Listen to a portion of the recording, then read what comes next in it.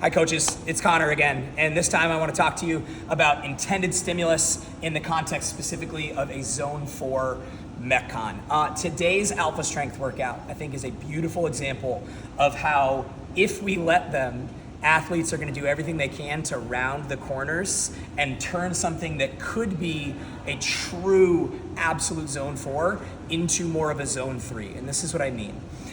In this workout, it's a 15-minute EMOM. You pick one piece of cardio, you hammer it down, all gas, no breaks, rest the remaining time, and then can you repeat that effort round over round over round over round? In the event you don't make it, you rest 2 minutes before you get back into action.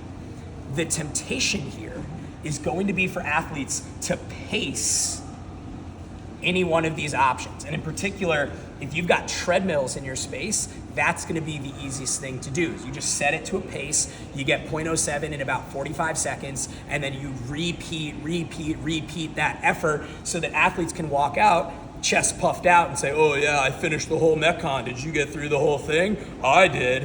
Where in truth, unfortunately, what they've done is actually compromised the stimulus that we're trying to get out of this workout in the first place. Again, I understand it can be done, but us as coaches need to always be able to work backwards from what are we trying to do on a given day and what is the energy system that we are trying to tap into. In cases like that, if you find coaches or if you find athletes in that situation, we've got to be willing to challenge them to push their pace. And then if they fall off, so be it.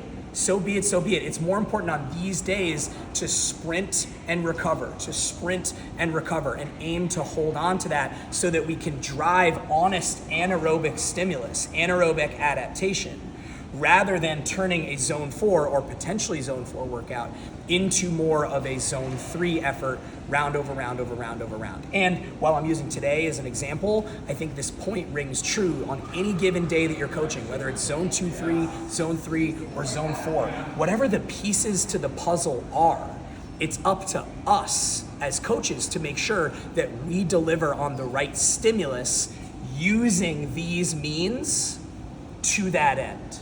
And certainly you can work with your athletes one-on-one to make that happen and provide meaningful, authentic, personalized modifications, but don't lose sight of what we're trying to do on any given day.